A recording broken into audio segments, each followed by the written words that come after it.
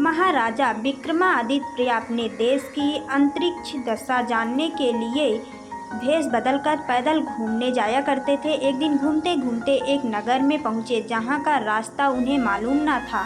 राजा रास्ता पूछने के लिए किसी व्यक्ति की तलाश में आगे बढ़े। आगे उन्हें एक हवलदार सरकारी वर्दी पहने हुए दिखा। राजा ने उसके पास जाकर पूछा, महाशय अमुक स्थान जाने का रास्ता क्या है, कृपया बताइए। हवलदार में अकड़ कर कहा, मूर्ख, तू देखता नहीं मैं हाकिम हूँ, मेरा काम रास्ता बताना नहीं है, चल हट, किसी दूसरे से पूछ।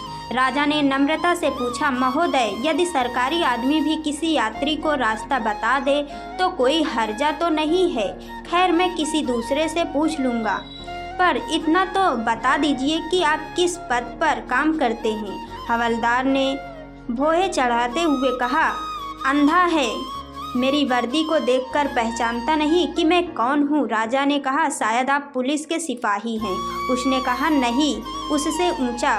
तब क्या नायक है? नहीं, उससे भी ऊंचा। अच्छा, तो आप हवलदार हैं। हवलदार ने कहा, अब तू जान गया कि मैं कौन हूँ, पर ये तो बता, इतनी पूछताछ करने का तेरा क्या मतलब, और तू कौन है? राजा ने कहा, मैं भी सरकारी आदमी हूँ, सिपाही की ऐंठ कुछ कम हुई। उसने पूछा, क्या तुम नायक हो? राजा ने कहा, नहीं, उससे ऊंचा। तब क्या आप हवलदार हैं? नहीं, उससे भी ऊंचा।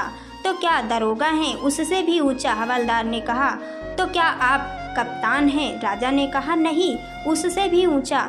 सूबेदार जी हैं? नहीं, उससे भी ऊंचा। अब तो हवलदार घबराने लगा। उसने पूछा, तब आप मंत्री जी हैं?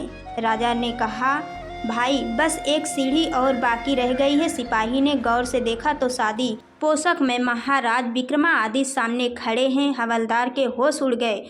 वो गिड़गिड़ाता हुआ राजा के पांव पर गिर पड़ा और बड़ी विनती से अपने अपराध की माफ़ी मांगने लगा। राजा ने कहा, माफ़ी मांगने की कोई बात नहीं है। मैं जानता हूँ कि जो जितने नीचे हैं वो उतने ही अकड़ते हैं।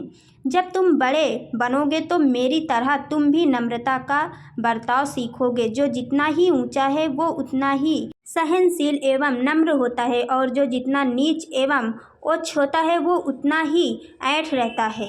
इसलिए कहा गया है, दृष्ट व्यक्ति के पास विद्या हो तो वो विवाद करता है, धन हो तो घमंड करता है, और यदि शक्ति हो तो दूसरों को परेशान करता है। वही साधु प्रकृति का व्यक्ति विद्या ज्ञान देने में, धन दान देने में और शक्ति दूसरों की रक्षा करने में खर्च करता। वही साधु प्रकृति का व्यक्ति